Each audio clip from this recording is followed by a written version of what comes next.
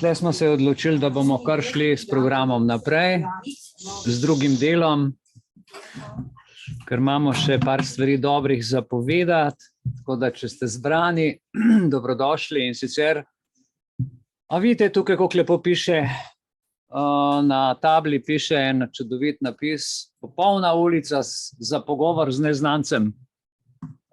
Najprej si neznanc, pol te pa umetna inteligenca, pol si pa zaznamvan, si pa v znamenski ulici, si pa v umetni inteligenci, si zaznamvan. Krasno. To je tukaj pri moji sosednji ulici in sem to kar pofotografiral s pametno svetilko.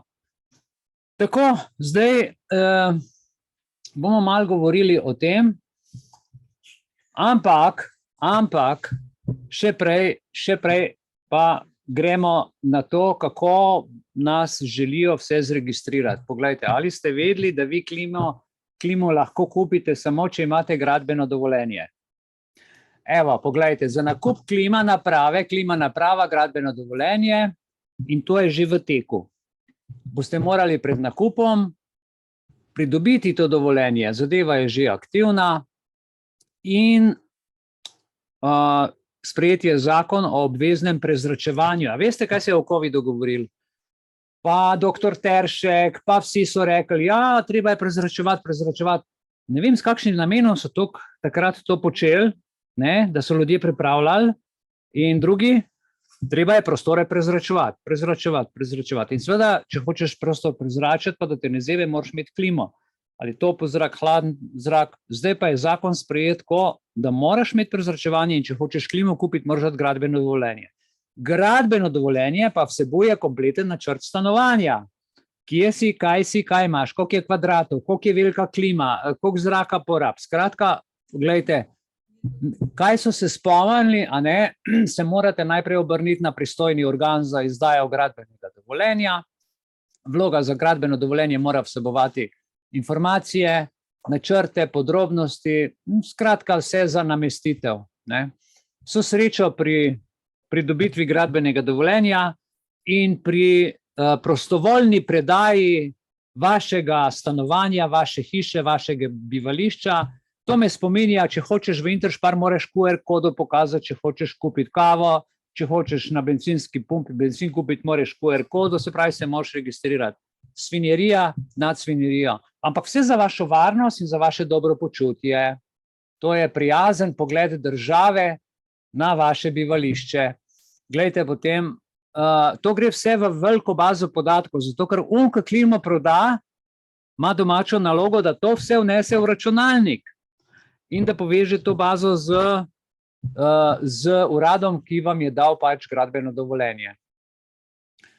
Tako, delajo programe na veliko, prijazen pogled državne uprave na vaše bivališče, software je fertik, problem so baze podatkov, problem je še tega povezovanja, ampak to se že deluje. In ko bo 5G vključen, mi ne bomo več imeli možnosti iz te, niti iz stanovanja, niti na cesto, niti z avtoceste, nikamor več pravzaprav je. Boste videli, kaj se še vse do leta 2025 pripravlja in nekaj moramo narediti. To zadevo je treba prekiniti, ker jim teče posel kot po maslu, ljudje pa kavico pijejo, tlele na Petkovškovem so zdaj naredili čevapčiče, krasno, in pod temi lučmi, recimo se vsedeš, ti gleda v mobitel, ti gleda na krožnik, te sliši, kaj se pogovarjaš, vse je pod kontrolo, ampak o tem kasneje.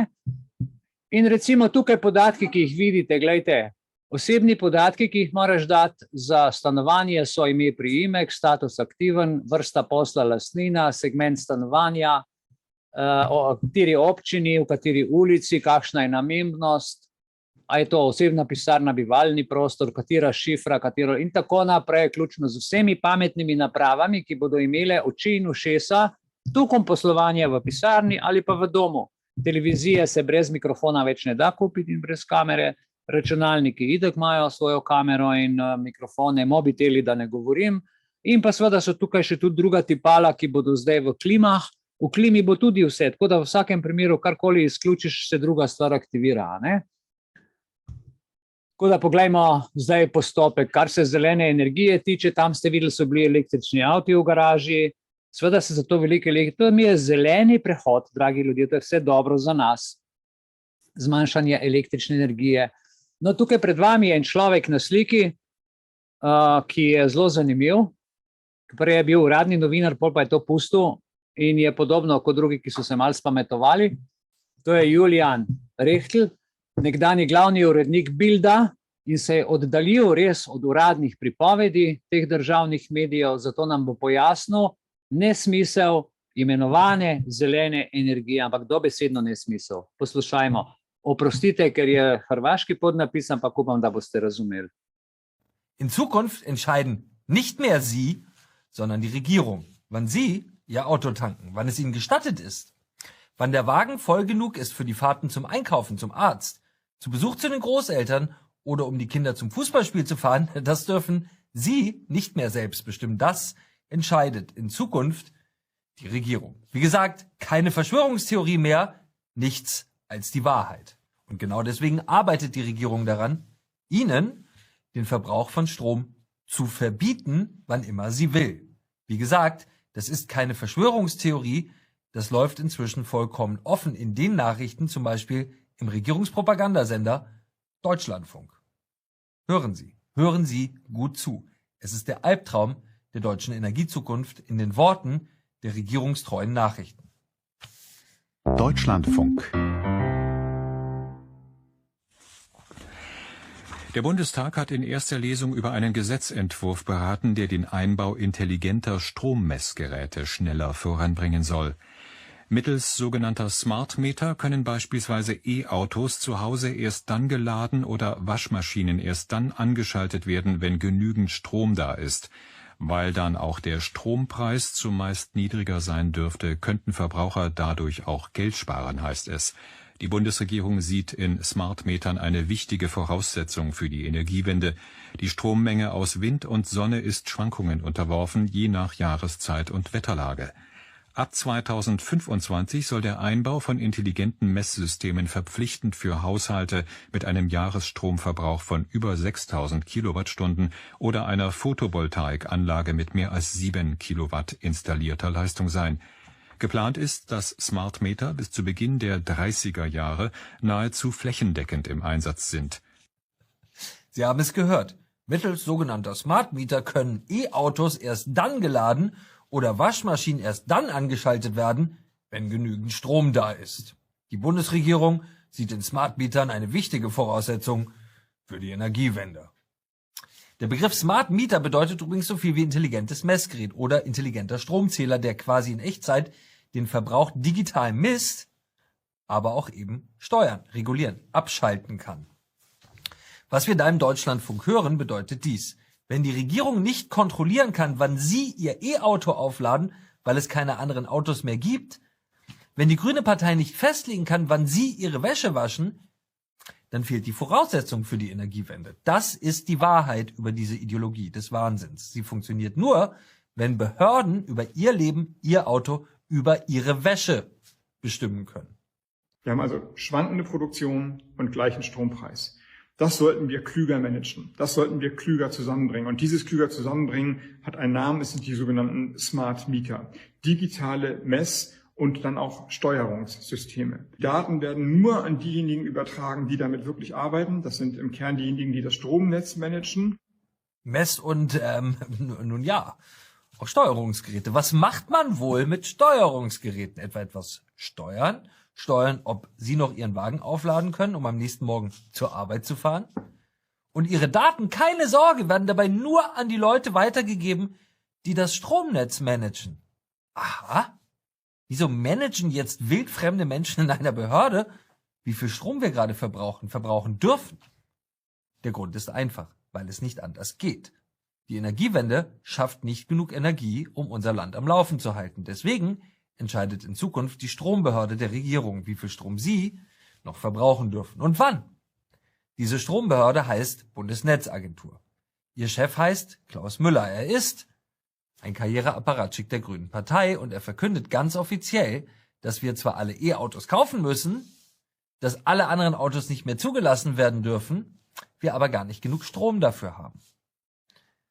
Ich zitiere, wenn weiter sehr viele neue Wärmepumpen und Ladestationen installiert werden, dann sind Überlastungsprobleme und lokale Stromausfälle im Verteilnetz zu befürchten, falls wir nicht handeln, sagt Müller. Die Netzagentur habe daher ein Eckpunktepapier veröffentlicht, das in Zeiten hoher Netzauslastung eine temporäre Stromrationierung für Wärmepumpen und Elektroauto-Ladestationen vorsieht. Netzbetreiber sollen dann laut der Frankfurter Allgemeinen Sonntagszeitung zwangsweise und zentral koordiniert die Stromversorgung der Anlagen drosseln. Die Pläne zur Stromrationierung sollen demnach zum 1. Januar 2024 in Kraft treten. Die Pläne zur Stromrationierung sollen zum 1. Januar 2024 in Kraft treten. Hat Ihnen das vorher jemand gesagt? Haben Sie Klaus Müller gewählt, damit er Ihnen den Strom rationiert? Nein, niemand hat das. Das ist die Zukunft des grünen Sozialismus. Die Energiewende, die kein anderes Land der Welt so betreibt wie wir, ist nichts anderes als ein gigantisches sozialistisches Umerziehungsprojekt. Heute verbrauchen Sie Strom, wann immer Sie wollen. Morgen sollen Sie nur noch Strom verbrauchen, wenn Strom da ist. Ihr Auto bedeutet nicht mehr Unabhängigkeit und Freiheit. Ihr Auto funktioniert nur noch, wenn die Strombehörde der Regierung Ihnen Strom zuteilt. Das ist es, was heute in Brüssel entschieden worden ist. Wir schaffen nicht nur unsere wichtigste Industrie ab, sondern uns, unsere Art zu leben. Ok. Jaz mislim, da je bilo sporočilo jasno in tukaj ne bom komentiral, ker danes se je novinar malo nasmejal, tudi mi smo se tle malo, bo sicer bolj kislo nasmejali, ampak 24, 25 je tukaj. Dvakrat bomo šli spat in bo 25, leto 25 tukaj. Pred vami je slika iz časopisa Delo, Boris Koprivnikar. Če želite ga malo poiščite, veste, kdo je to bil in tako naprej. Je bil slovenski politik, gospodarstvenik, med letoma 16 in 18 je bil minister za javno upravo v vladi Republike Slovenije. Prej je bil župan mestne občine Nova Gorica, gospod Koprivnikar, ter direktor in lastnik za informacijsko tehnologijo podjetja svojega. Leta 19 je bil obsojen na pogojno zaporno kazen zaradi kaznivega dejanja zlorabe položaja pri oddaji javnega naročila in je to odslužil. In danes je pa gospod ta, ki vodi informacijsko prenovo, digitalno prenovo Slovenije. Torej, on je trenutno ta, ki po vsej Sloveniji koordinira, vodi in odloča, kdo, kaj, kam in kako. Tukaj imamo pametna mesta. Glejte, 7. marca 2022 se je v Vili Bianca v okviru tako imenovan, to je pač v Sloveniji, modul, ki organizira vse slovensko platformo KONS v sodelovanju z lokalnimi partnerji, to je Mladinskim centrom Velenje, zgodila okrogla miza. Pametna mesta in skupnosti je bil naslov, na kateri so o odgovornem oblikovanju pazite, o odgovornem, kakšne lepe besede, oblikovanju sodobnega sobivanja skozi napredne tehnologije spregovorili razni govorniki in tudi Boris Koprivnikar, nekdanji minister za javno upravo in trenutno vladni pooblaščenec za digitalni razvoj. Sicer je ena gospa iz Maribora, ampak ona je frontlin za ljudi, on v ozadju pa to dela kot strokovnjak, ona je pa samo to, da ljudje, ker prejšnji minister za digitalno preobrazbo, ki je delal, smo direkt njega kritizirali, zdaj se je pa Koprivnikar skril za ta novo in če njo kritiziraš, on zmeraj naprej dela in to teče, del teče. Glejte, kako prevaro nam delajo, kako nas v bistvu okrog prenesejo. In pametne skupnosti v sodelovanju z lokalnimi skupnosti in državami v regiji. Tako to zgleda, inovacije, veste, umetniških del. Ko boste kje kakšno čudovito umetniško delo videli, zdaj hočejo tudi v Ljubljani še nek spomenik postaviti. Veste, kaj zdaj to pomeni, da takrat so gradbena dela in dajajo okrog in v umetniško delo tipala, nove tehnologije. To je vse tako majhno, da se nič več ne vidi. Tako da sliko obesiš in so not kamere in senzori kot v pametnih lučeh. Isto pa seveda tudi pri teh spomenikih, ki so potem vsi osvetljeni in imajo elektriko in to je nenehno nadzor. Seveda so na imenitnih mestih vse ta umetniška dela. Glejte, takole bom vam čisto na kratko povedal. Na začetku je res narava določevala človeka in tudi tehnologijo. Medtem ko se je moderni človek odcepil od narave in ustvaril lastno zgodovino.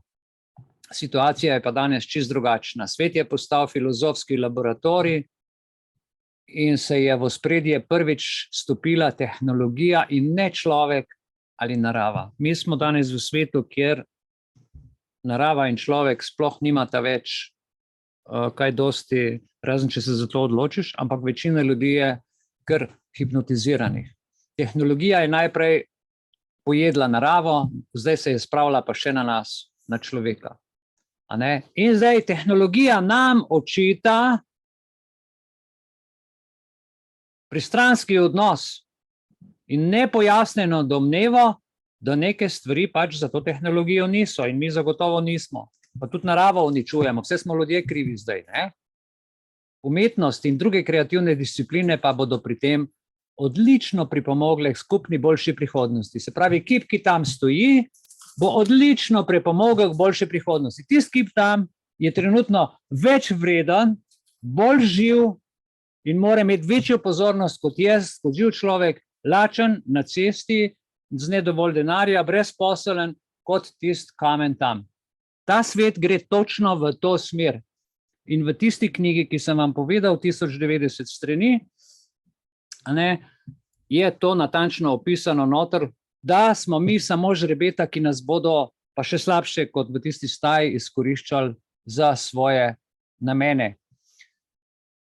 Danes ne zaupajte več umetnosti, ker so umetniki skozi svoja umetniška dela postali stavljavci in prodajalci umetniških del s kamerami in mikrofoni na najbolj izpostavljenih mestih in drugih pomembnih družbenih mestih. In je njihov kamen veliko bolj pomemben, kot mi ljudje, ki živimo v mestu. Okay. Rad bi vam predstavil, kako zdaj gospod Koprivnikar in ta gospod Jankovićev izbranc, kako bojo oni zdaj te podatke, ki jih bojo zbirali, kakšne podatke, katere podatke in kam bodo ti podatki odšli.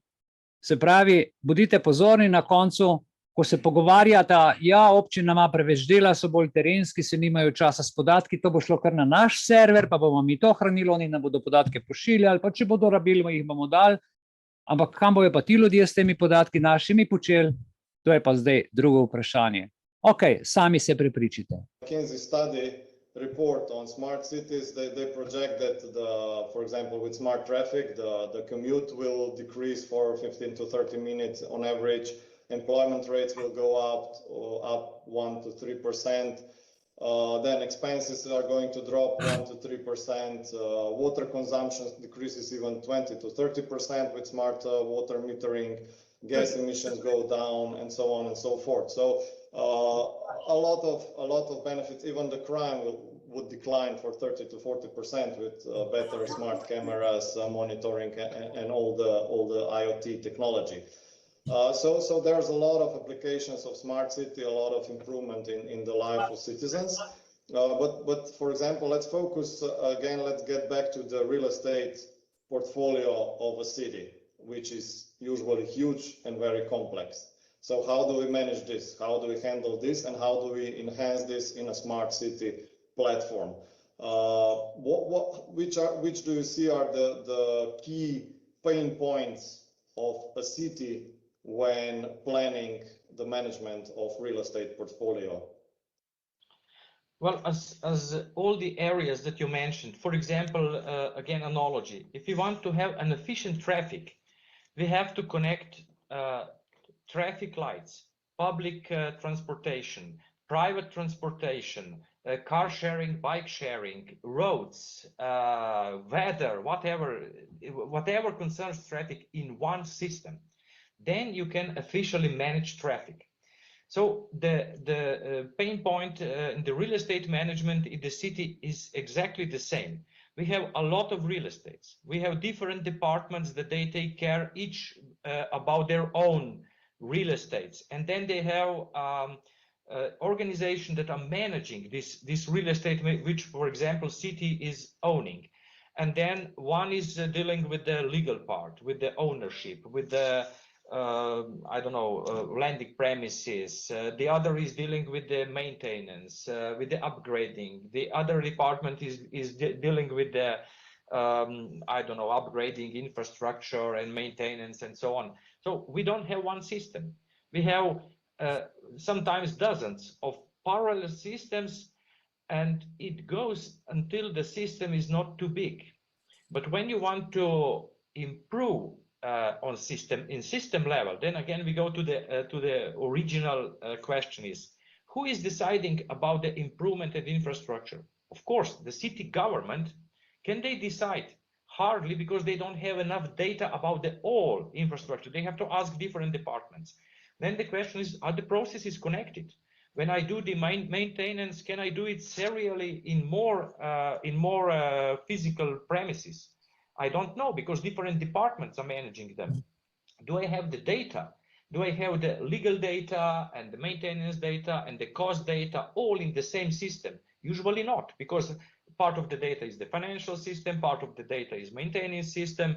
And then on the end is the question, do I have unified technology, unified software, unified data to provide the whole ecosystem for real estate management?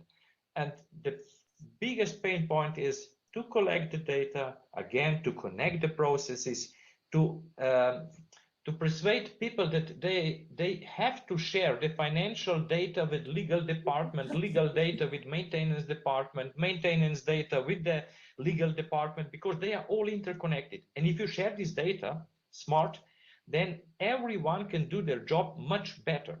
It's much better legal overview, is much better cost overview, which can have legal consequences, and so on and so on. So connecting everything in one system is a nightmare, and this is usually, if you want to do it, it's realistic, you have to do it top down, but with a lot of cooperation from all mentioned departments and services that are connected to the real estate management.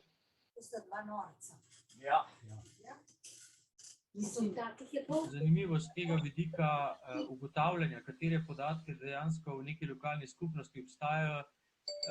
Vsak ti več ali manj zna povedati, katere aplikacije uporablja. Redko kdo pa zna povedati, s katerimi podatki razpolagajo. Mi smo v Ljubljani izvedli tako imenovano podatkovno odkrivanje, pomeni smo naredili analizo, kaj sploh vse imamo od podatkovja. Jaz sem pričakoval zanimiv rezultat, ampak sem bil tudi sam presenečen nad tem. To je preko 300 podatkovnih virov, ogromno nekega kapitala, če tako rečem, na katerem se da graditi zelo kvalitetne servise. Ga je pa potrebno urediti in združiti na enem mestu. To verjetno temu se ne moramo izogniti. Drugo je pa potem, da rečemo, vse je treba med sabo povezovati. To je to, kar je mogoče gospod Žerovnik nakazal z vidika Smart City platforme, kateri osnovni cilj je graditi na tem, kar imamo, dobro povezati, zato da bomo lahko bolje ponudili podporo tistim, ki dela opravljajo, in boljše servise za nas končne uporabnike. Po drugi strani pa to, kar ponuja Imagine z vidika upravljanja objektov v čim bolj celoviti obliki, da imaš vse podatke o objektih, njihovi rabi, dejanskih povezanih postopkov, in podobno, kar se dogaja strani Flycoma na področju nepremičnin, ne samo, da so znane, ampak se jih da tudi izmeriti, se jih da pogledati, se jih da povezati z različnimi drugimi podatki, in to je po mojem mnenju neka solidna osnova za en modern, rečemo, del Smart Cityja, ki se ukvarja pa z temi nepremičninami. Kar, čeprav razumem, je po vašem konceptu internetne rešitve in to, kar je gospod Žerovnik povedal, z vidika T2 je verjetno smiselno v nekem podatkovnem skladišču zagotoviti in se občina s tem enostavno ne ukvarja več. Ima na voljo zadostne kapacitete in to mislim, da je pomembno tudi za lokalno skupnost. To pa odgovarja. Tako. To je zelo pomemben element. Kdo bo odgovarjal za podatke, dragi moji? Zanimivo, ne? Ja, kdo bo odgovarjal za zlorabo podatkov? Ja, občina, če jih zbira. In to gre spet vse mimo. To so se vse naprej zmenili. Tako da, lejte, ljudje božji, tukaj gremo naprej, zdaj od teh dveh, eden je programer, eden ponuja nepremičninsko pa stanovanjsko preglednost.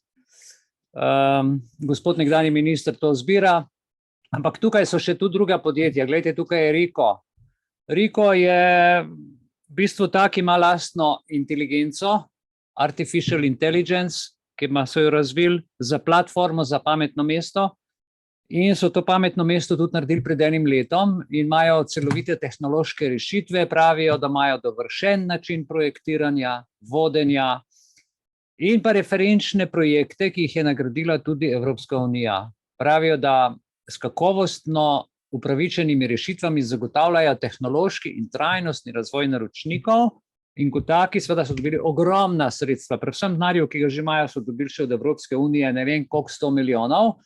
In tako zgleda, gledajte, ta zdaj njihov projekt pametno mesto Mlaka. Morda se spomnite tega. Jaz sem pred enim letom to šeral, sem bil na to pozoren, pol je šlo malo mimo mene, zdaj sem se pa spet spomnil. In kole zgleda, izvedbene aktivnosti, analize rezultatov. Skratka, to si lahko na nek način tudi preberemo. Ampak kaj vse obsega? Glejte, to je rezultat obsega informacijsko-komunikacijsko platformo pametnega mesta, standarde, nameščene ustrezne programske opreme, zdaj pa pazite, senzori za javno razsvetljavo. Pazite, rekel sem senzori za javno razsvetljavo, promet, okolje, odpiranje jaškov in tako naprej, vse to gre krikuti. To se pravi, naša članica, ki je zadnjič parkirala tukaj, je tle parkirala in je tam zapiskal, da je ta ura, da je tudi ta znak to in da je nekdo in 5 minut to je zapiskal že pri redarjih, so bliži tle, zapiska. Zadnjič sem bral tudi od enega našega člana, še tudi v enem drugem kraju živi, ki je bil v Kopru, je rekel, v Babici sem šel v domu starelih na obisk, sem samo avto od spredi postavil, sem jo odnesel gor, pridem dol, me je že čakala kazen. Kako? V roku 3-4 minutah. Ja, seveda. Video projekcija, poslušanje in pa umetna inteligenca in baza podatkov, senzorje. In to oni rečejo pa tako, da je to za merjanje hrupa, za vodenje prometa, zaznavanje gledalcev, za štetje kolesarjev in tako, skratka tako lepo, strojno učenje umetne inteligence, ne za nas, ampak samo, ker treba plačati, je pa takoj šus. Aplikacije se uporabljajo za energijo, vodo, spet neko trajnost, nadzor na ploščo, za mestno občino Kranj tudi imajo kot rešitve, promet, kolesa, okolje, razsvetljava in, bom rekel, en kup drugih stvari. Ponosen sem, da je Evropska komisija, European Commission, Ricov pilotni projekt Pametno naselje Mlaka po približno pol leta analize ocenila in uvrstila med najboljše primere pametnih mest v svojem najnovejšem poročilu o pametnih mestih. Kako bo to zgleda? Poglejte si, sploh ni tako neumno, če hočeš nekoga nadzorovati. We are coming from various backgrounds, but we are sharing the same vision, innovating for a better future. We are specialized in building cloud-native infrastructure, supporting web, mobile, and mixed reality solutions. Modern cities are like complex organisms. Landscapes, infrastructure, technology, and people together produce an infinite amount of events. But data can only serve a purpose when it tells a story.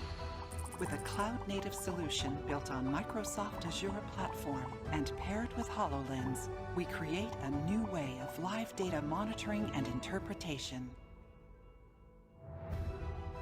Smart Mlaka project combines bleeding-edge technology and data to help us establish inspiring environments, improving our lives. Looking through the HoloLens headset, a new perspective of the Mlaka emerges. In it, physical and digital objects coexist and interact in real time.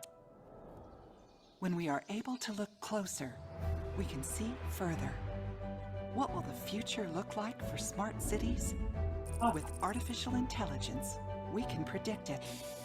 Technology offers an answer to smart city planning.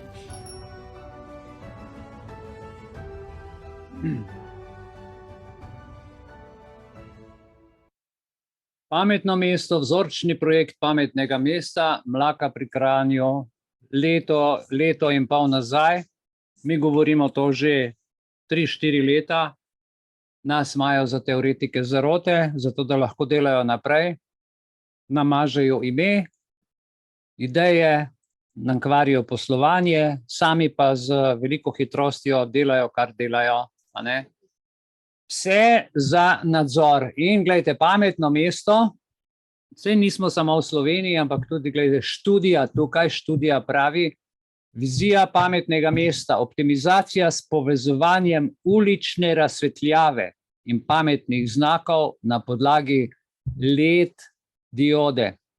Cele študije, kako se to naredi, ampak to so študije, ki že leta in leta potekajo, to desetletja. Ne? In seveda, zakaj država toliko vlaga v to? Pametno mesto, pametna policija, pametna umetna inteligenca in tako naprej, gremo z roko v roki in to je z roko v roki skupaj. Ne morajo se oni odpovedati pri vseh tej tehnologiji, da ne bi nadzorovali. Torej, pametno je vse, kar je pametno, veste, da je nadzor. Ne? Vse vam vse povejo. Vsaka pobuda za pametno mesto se začne z ustvarjanjem pametnega, varnega mesta, na srečo pa lahko pri tem pomagata videoanalitika, umetna inteligenca in tako naprej. Vroča tema to pametno mesto zdaj. Ne? In to gre vse z vrha navzdol in vsi delajo koordinirano. Sem vam prej v večjih mestih pokazal, koliko luči že imajo, pa kaj vse. Ampak to je v bistvu poleg te obstoječe tehnologije se morajo ukvarjati še, rečejo, da preprečijo kazniva dejanja, mora tako biti. To se pravi, mi smo vsi kriminalci. Vsi mi smo kriminalci, ker morajo oni preprečiti kriminal, zato da upravičijo, da dajo luči na cesto. Okay? Mi vsi smo mogli biti v COVID-u bolniki, zato da so rekli, zdaj vas moramo pa cepiti. Ne? Vsi moramo zdaj imeti mobitele pa QR kode, kaj pa če mobitel stran vržeš, se je nekdo vprašal, moramo pa te ljudi cepiti, zato da bojo imeli spremenjen DNK, da bodo imeli noter grafen in druge, ne vem kaj vse, mini čipe, zato da bomo zaznavali te ljudi tako, kot jih bomo zaznavali in da no escape, kontrola. Tudi, če nimaš telefona, ti nič ne pomaga, ker itak gre vse v glavo in te skozi glavo vodi. Ne? Kri in tako naprej. Ni treba posebej poudarjati, da občinska vprašanja, če želijo narediti mesta pametnejša in varnejša, se morajo v bistvu izvajati kriminal. Zakaj se v šolah dogaja? Kriminal kot kriminal, zato da upravičijo vso to svojo dejavnost. Več, ko je kriminala, več denarja dobijo, več nas dajajo pod kontrolo. In kriminal ustvarjajo takrat tisti ljudje v državi, ki nimajo uradnih ur, ali pa so za uradne ure preoblečeni v civile in izzivajo in izvajajo kriminal, in zato tudi niso potem seveda nikoli kaznovani. Pač tako je. To je pametno mesto. Boj proti kriminalu je postal kritična sestavina vsake pobude za pametna mesta. Tukaj, gledajte, piše, kakšne bodo posledice za policijo, ko bodo mesta vse pametnejša. Pojavljajoča se vprašanja o policijskem delu in pametnem mestu so se doslej osredotočale predvsem na povečano zmogljivost nadzora, ker je kao organom povzročala ogromno težav, prvič zaradi protokolov, zaradi urbanega okolja in tako naprej. Zdaj, gledajte, več kamer, več senzorjev, več nadzora bo kaj pomenilo, več gledanja in manj svobode za nas, ampak za njih več svobode, ker ne bo rabo biti fizično več prisoten, ker bo vse pod nadzorom, vsako gibanje. In ko postajajo mesta pametnejša, vse bolj ugrajujejo zraven tudi, se pravi, policijo in vsi podatki gredo v to infrastrukturo. Policijsko delo je del pametnega mesta in to je neizogibno. In policijski nadzor, potem pa da ne govorimo o hrani, o financah, o odnosih, o gledanju stanovanja in o vseh drugih aspektih. Ampak, to je to. Zdaj pa še enkrat, gledajte, zakon o nalogah in pooblastilih policije pravi v 1. členu, bodite pozorni, policija opravlja naloge in pooblastila po določbah tega zakona zagotavljanja temeljnih dolžnosti policije, ki obsegajo zagotavljanje varnosti posameznikom in skupnosti. V nadaljevanju šele spoštovanje človekovih pravic in temeljnih svoboščin in potem krepitev pravne države. Se pravi, najprej gre za zagotavljanje varnosti posameznika in skupnosti. On me mora najprej zaščititi, da me potem lahko, seveda, da mi krepi človekove pravice in temeljne svoboščine, da mi jih omogoča. Ne? Zdaj gremo pa naprej. Tukaj je pa zanimiv, tale prvi člen, ko smo rekli, pa določa policija, opravlja naloge in pooblastila zaradi preprečevanja in odpravljanja nevarnosti, ki ogrožajo dobrine iz prejšnjega odstavka, kar smo rekli.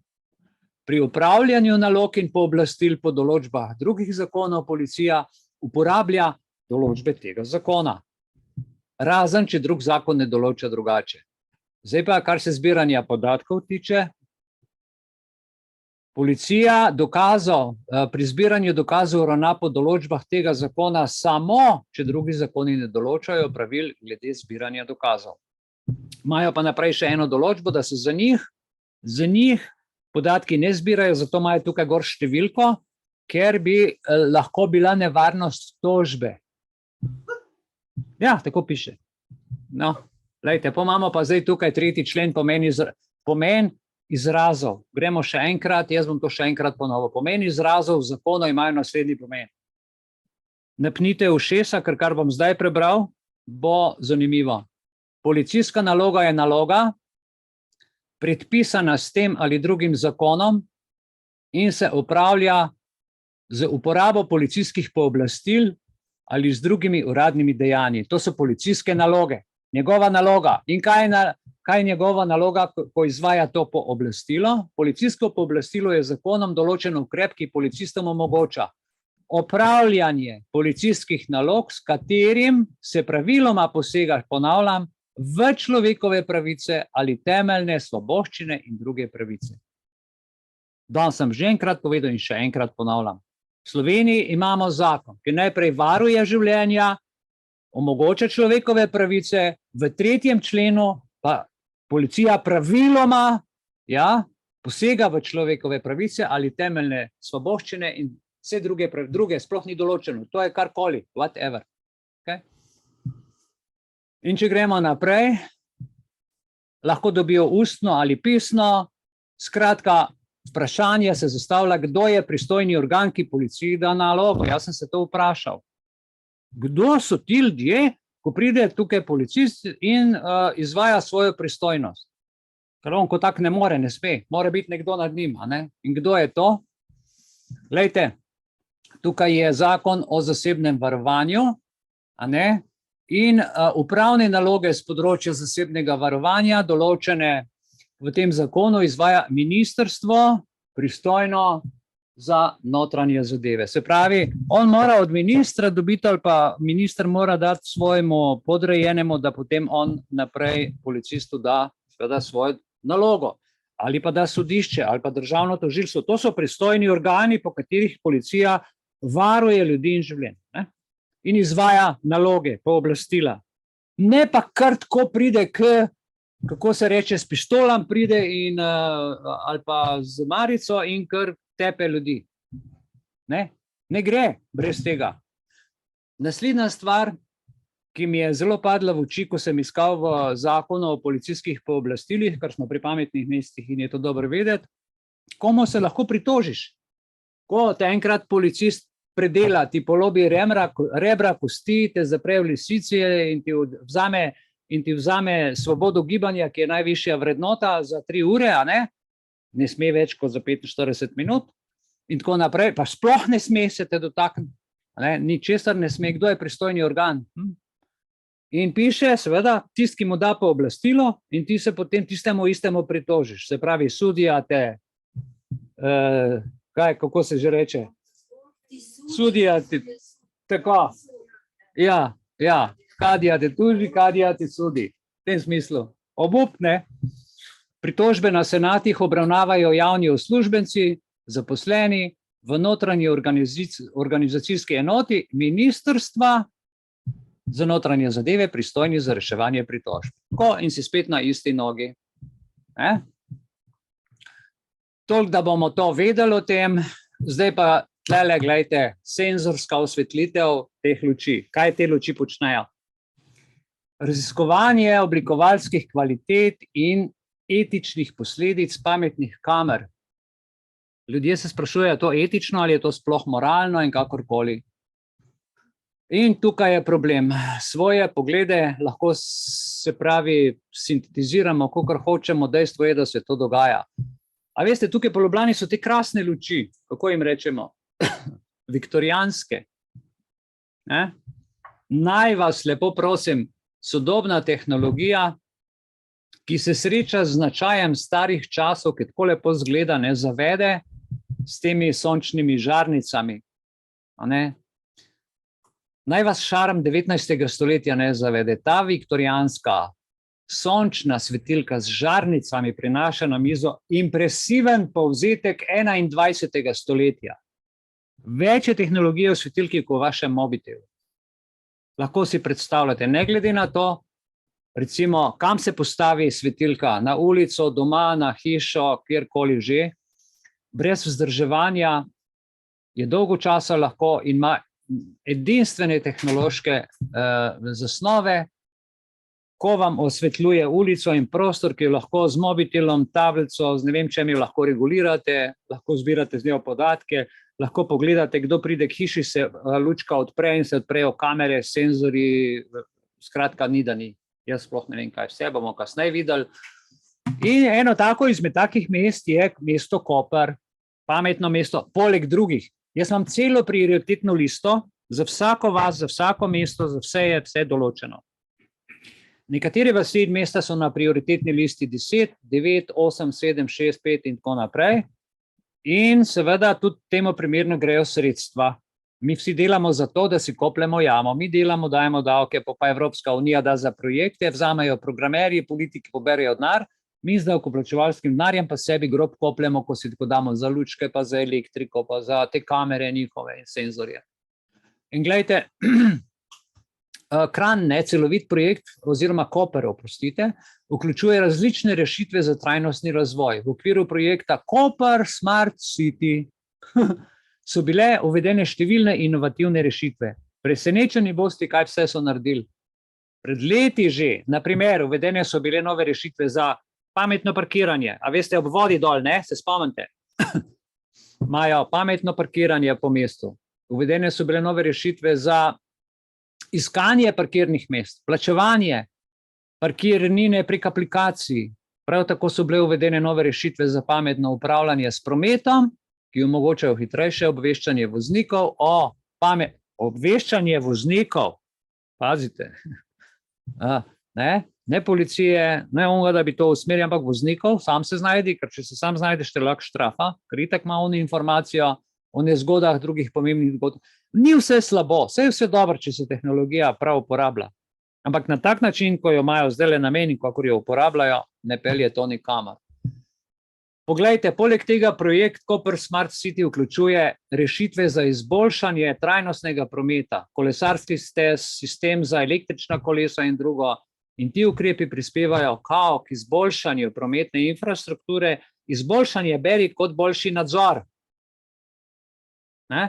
Dalje, v Kopru, podatki, ki jih pametne svetilke v Kopru zbirajo, isto je za Ljubljano, za katero Maribor, za katerokoli mesto, Kranj, Velenje in tako naprej, se obdelujejo in shranjujejo na strežnikih v skladu z veljavnimi predpisi o varstvu osebnih podatkov. Prej smo pa slišali, kako se o podatkih dogovarjajo, kako bo to šlo sem kje.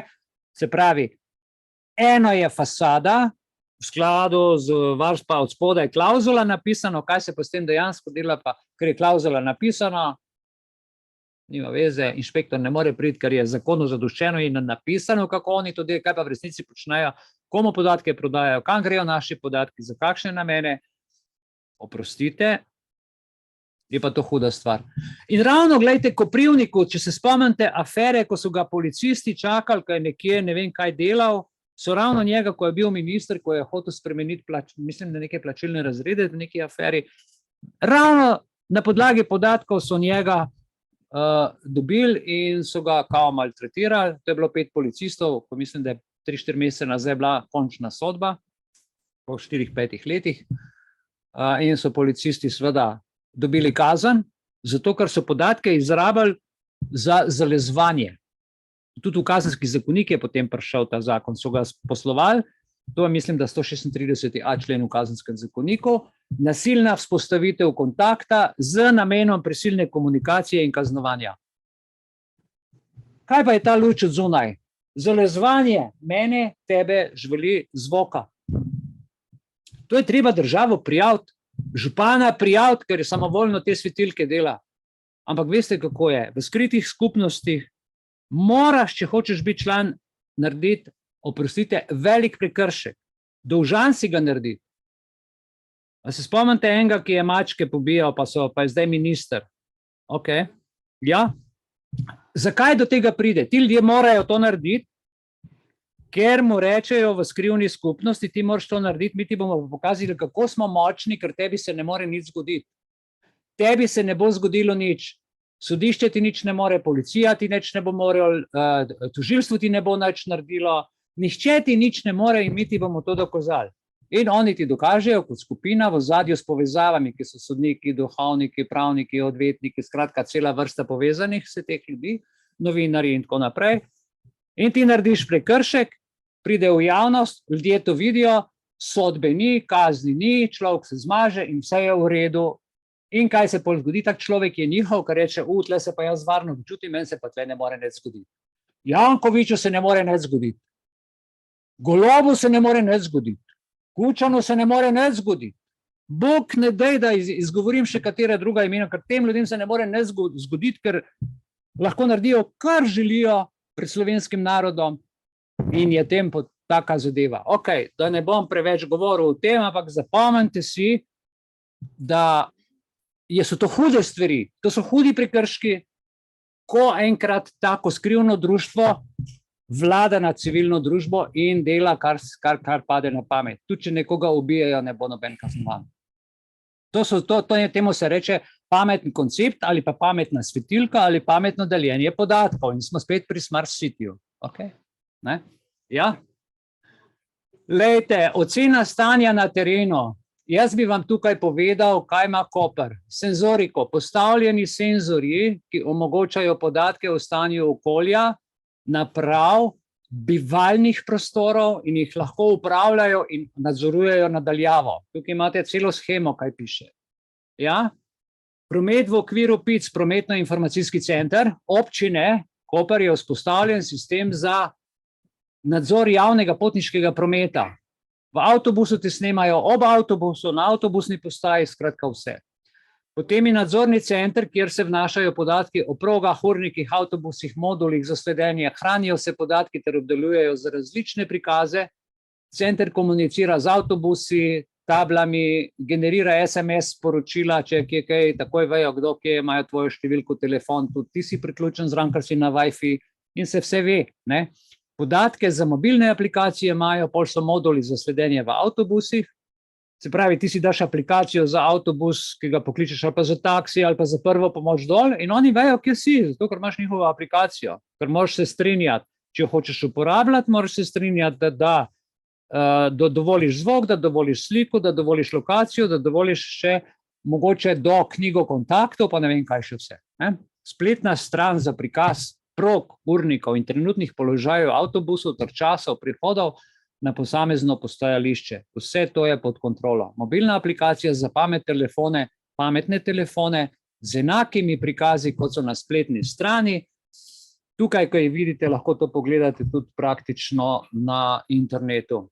Zdaj, ko govorimo o avtobusih, ko govorimo o vseh teh podatkih, ko govorimo o vsem tem konglomeratu, ko priješ ti v Kopru, to imajo, v Ljubljani pa tega ni, ne? Ker Ljubljani je stara železniška, stara avtobusna in zdaj seveda po vseh teh letih prekupčevanj pa mister 30% v vseh teh letih ni dovolj denarja, zato Emonike še ni, zdaj je pa prisiljen gospod 30%, ampak to bi že moglo se začeti graditi, pa se ne, ker še ni prišel do 30%, a ne?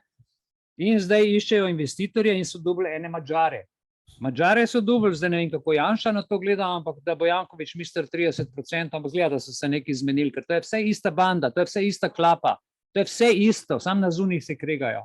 Oprostite, da tako rečem, in projekt Emonika 350 milijonov evrov, končan pa naj bi bil 2025, ker so podpisali pogodbo in mora biti končan. Kako zgleda, so povedali po televiziji, evo.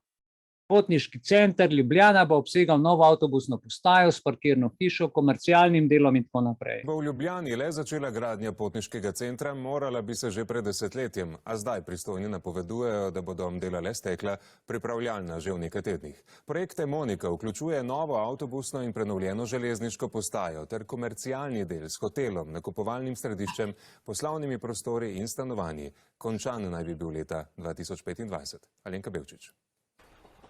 Nov potniški center bo že čez dobra 3 leta stičišče potniških tokov v prestolnici. Sedanja stavba železniške postaje bo na zunaj ostala enaka, a direkcija za infrastrukturo, ki je investitor v tem delu projekta, bo nadgradila postajo, tirno infrastrukturo in perone. Vrednost železniškega dela investicije je ocenjena na 111 milijonov evrov. V sredo, torej čez 2 dni, bo dana vloga za gradbeno dovoljenje za železniški del potniškega centra. Slovenske železnice bodo za 55 milijonov zgradile novo avtobusno postajo. Ta se bo preselila na drugo stran železniških tirov ob Vilharjevo cesto. Na mestu sedanje pa bo park. Postaja bo imela 30 avtobusnih peronov z garažno hišo in poslovno stavbo. Garaža bo imela kapacitet za okoli med 650 in 750 parkirnih mest.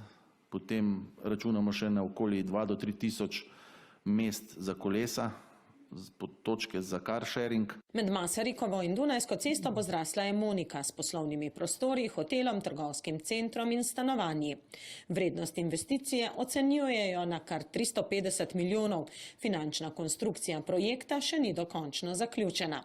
Investitor, madžarska OTP banka, z gradnjo računa tudi na povečanje tržnega deleža v Sloveniji. In May we will apply the building permit, and after that when we get it, I hope within 8-10 months maximum, within 2 weeks we will start the buildings. Vsa gradbena dovoljenja naj bi bila izdana do konca letošnjega leta. Ok, jaz tukaj nimam nobene pripombe, razen to, da vam povem, zakaj morajo narediti, zaradi popolnega nadzora gibanja potnikov in prometa. In kakšne tehnologije se noter, čisto na kratko, tako da boste imeli malo predstave. LoRaWAN je specifikacija prostranega omrežja z nizko porabo energije, ker mora biti zeleno, ne?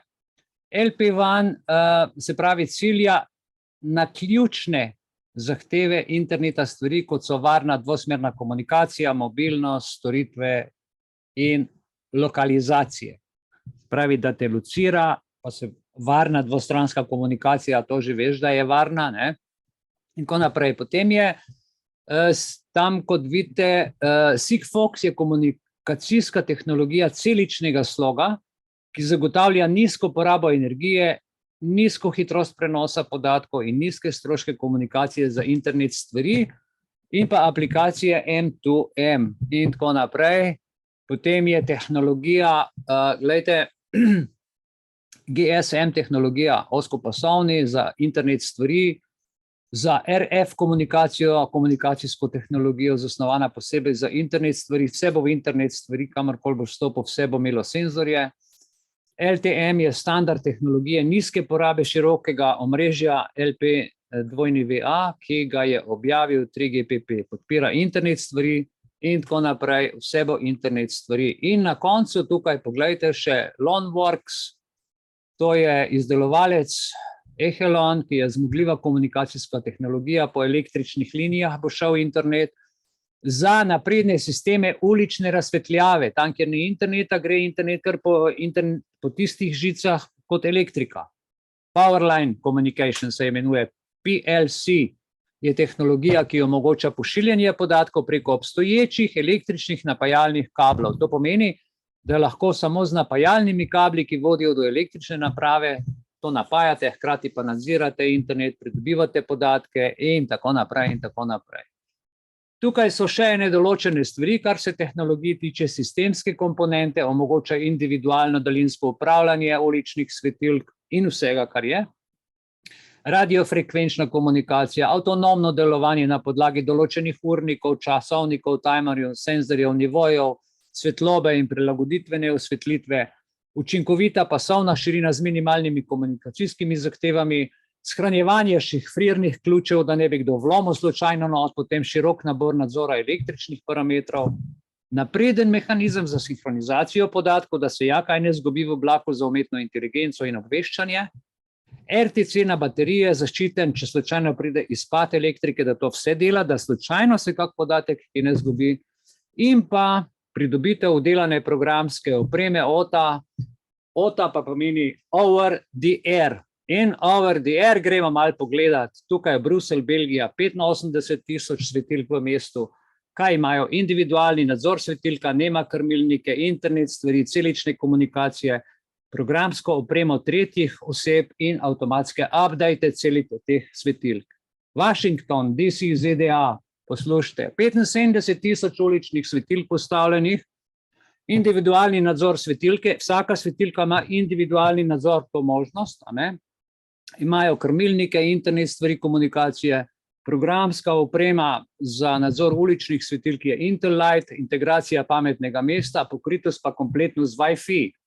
Dalje gremo, ok, Santiago, Čile, ja, 70,000 uličnih svetilk, ista tehnologija in tukaj, evo, Lucy, z Lucy smo začeli, z Lucy zaključimo.